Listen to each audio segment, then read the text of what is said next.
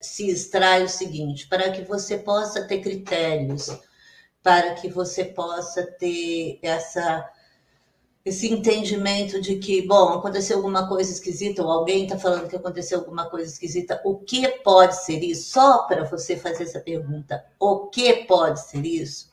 Você precisa ter uma bagagem de conhecimento prévio que o pessoal da ufologia não tem, porque não lê, porque não estuda, porque só lê caso, só vai no sensacionalismo, não vai atrás, não lê livro científico, não lê física, não lê astronomia, não lê psicologia, não lê geologia, não lê nada. Então, você não tem bagagem, você não tem estudo, se você não tem base, tudo que você tem é crença, cara. Você vai acreditar, porque eu quero que seja verdade, porque eu acho legal, porque vai me salvar, ou porque preenche alguma necessidade interna que eu tenho. Mas eu estou projetando lá na Luz no Céu, né? Que eu já falei para o João, nada tão místico, e tão mítico, e tão mitológico quanto uma luz passeando no céu. Mas se você não tem estofo de conhecimento, como que você pode questionar alguma coisa? Isso vale para quem é ufólogo e se diz dono da ufologia, e isso vale também para quem ouve essas pessoas. Porque você ouvir uma pessoa afirmar alguma coisa, você tem que ter conhecimento para poder questionar. Porque senão você vai aceitar, porque o cara é famoso e está falando. Você vai dizer amém, porque o cara falou. Vai falar, até papagaio fala. O problema é que você precisa ter condições de avaliar aquilo que você está escutando, dizer isso é uma bobagem, ou isto aqui pode ter algum fundo de realidade, por causa disso, daquilo outro. Mas para fazer essas conexões, primeiro você tem que estudar. E aí a gente volta numa coisa que já foi falado, o Bira citou isso en passant na entrevista dele. A pessoa não tem condições, mas acha que é dona da ufologia, porque ela não estudou, porque ela não lê, porque ela não se dedicou realmente como pesquisador para pesquisar um fenômeno que tem 99,99999 chances de ser humano, de ser um erro, de ser problema de interpretação, de ser uma mentira, de ser uma fraude, do que antes de ser alguma coisa que tenha vindo de outro planeta. Mas para que você tenha isso, e esse é um ponto que eu acho que talvez valesse o Bira explicar mais, porque ele passou por isso bem rápido na entrevista, não falou mais nisso. Você tem que ter base, porque sem base você não sai do lugar, você fica vendido. A pessoa fala, você fala, legal, tá bom, é isso mesmo, porque ele está falando, então tá bom. Né? Então, eu acho que vale colocar dentro de toda essa discussão, ceticismo é saudável, ceticismo para tudo. Aquela perguntinha, será que foi? Será que viu? Ceticismo é ótimo, tira você de qualquer tipo de charlatão que apareça na sua vida tentando te enganar. É saudável ser cético. Ser cético não é negar nada, ser cético é ter dúvida, é buscar a resposta. Eu acho que isso é muito importante de entrar nessa conversa, entendeu? A gente tem que botar isso para dentro. Já que o assunto é sério, o Bira é sério, e a gente está tendo uma conversa séria aqui de gente grande, de adulto, entrar com esses argumentos para dentro da conversa é muito importante. E se o Bira puder voltar nisso, eu gostaria de ouvi-lo sobre esse tipo de coisa também. É o que tem. Perdão, pode falar, doutor. Pode falar, por favor. Para responder a Laura, você é um pouco mais... Pode? Claro. Laura, de fato, assina embaixo do que você disse, e como não assinaria.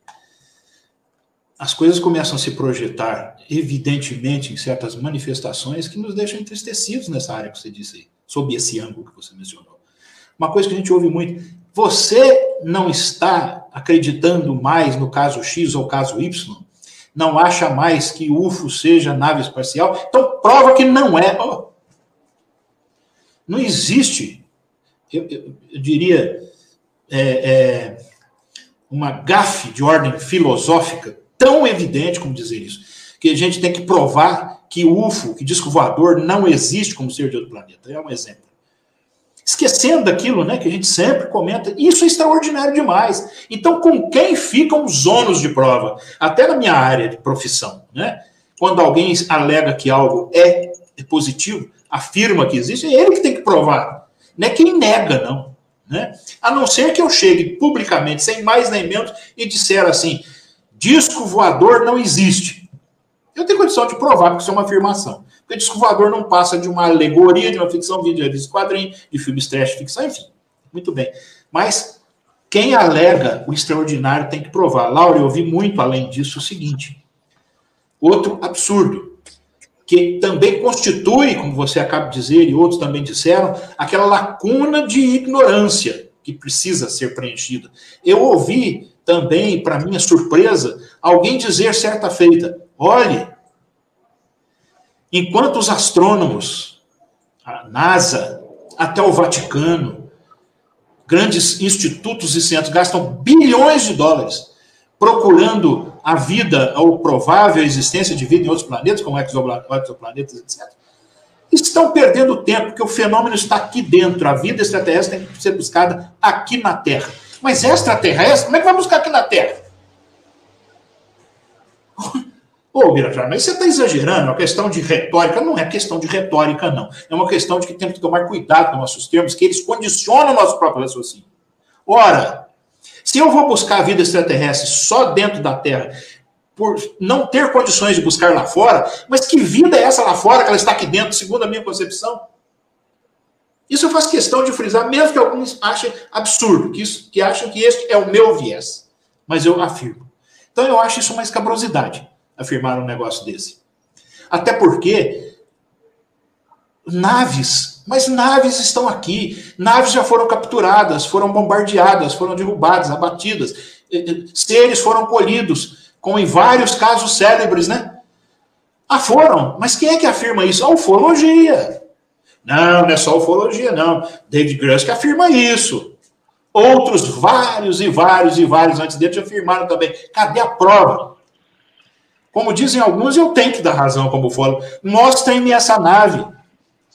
Mostra um pedacinho da unha desse ser, que para mim basta. Mas cadê? Existe nas ideias da ufologia, que nunca exibe essa prova, mas está convencida da existência desse fenômeno. Por quê? Porque exatamente não tem conhecimento do pensamento científico, porque não estudaram, não cursaram institutos, por mais modestos que sejam, para poder aprender a ler sobre filosofia da ciência, sobre metodologia, sobre aspectos epistemológicos do conhecimento, sobre a gnosiologia antes chamada teoria do conhecimento, hoje faz parte da epistemologia. Não leem nada, não se informam em nada. E quem vai contra é que é o ignorante, que é o negador sistemático, que é aquele que foi torturado. Se não tivesse sido torturado, acreditaria no que eu acredito. Então, eu não acredito, que não acredita mais. Então, ufólogos, né, vários, que se auto-intitulam e divulgam ser pesquisadores, usando exatamente esta palavra. Né? Quantos dos senhores aqui com formação científica, nem a minha formação científica em direito, eu tenho que ver a modéstia disso com relação a certas áreas científicas, né? Quantos dos senhores já não passaram por tantos anos de estudo, de emprego de dinheiro, de capital, de tempo, de trabalhos sofridos, porque faziam um curso de mestrado, apresentando os trabalhos que os raios dos tais orientadores nos mandam fazer, e ainda ficam lá porrinhando, vindo a gente, alterando aquilo 10, 20 vezes, até dizerem que está mais ou menos, para a gente aprender na banca. Aí vem o sujeito, eu sou pesquisador, João Marcelo, da galáxia de Andrômeda. Eu cobro, inclusive, por isso dos meus adeptos, né? Quando eu vou dar cursos de como é que eu descobri que existem várias vidas ou formas de vida lá na galáxia de Andrômeda, né? O Birajara Rodrigues, pesquisador da galáxia de Andrômeda. Quem ouve aquilo e é um incauto, nossa, Laura, se você queria que eu comentasse mais, é o máximo que eu consigo. O que o desavisado vai achar disso? Olha, eu tenho guardado aqui uma coisa interessantíssima, pode ser muito singela, mas a que vem a calhar aqui. Uma certa ocasião, quando a revista UFO fez algumas exigências do Exército liberar alguns documentos, etc. Uma das respostas de um dos porta-vozes da Força Armada diz o seguinte: nós temos o maior respeito por essa revista, sabemos que é uma revista científica, que é uma revista, mas não temos o que vocês estão pedindo. O próprio editor da revista, de tão boas lembranças de muitos de nós, falou: não, peraí.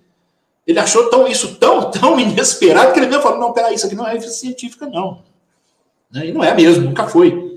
O que é uma revista científica? A revista científica é aquele órgão que pertence a alguma instituição acadêmica poder divulgar trabalhos acadêmicos aprovados.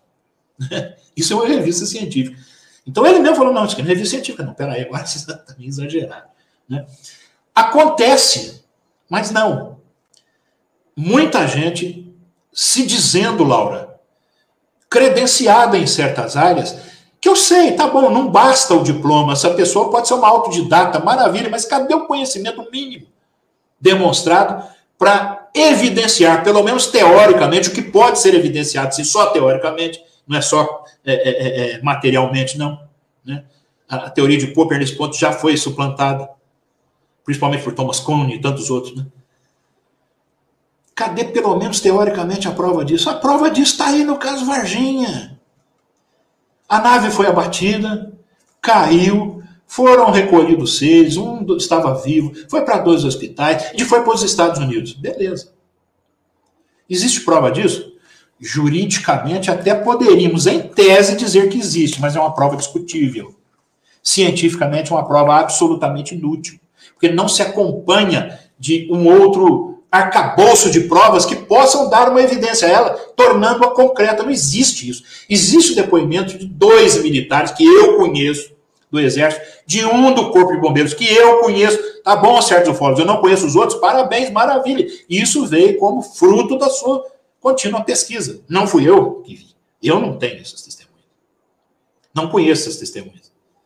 No entanto, as afirmações continuam acontecendo, Laura. Atualmente de uma forma até mais exagerada. Né? O que pode ser um objeto de um outro dia, de uma outra discussão, quem sabe, se o tema assim merecer.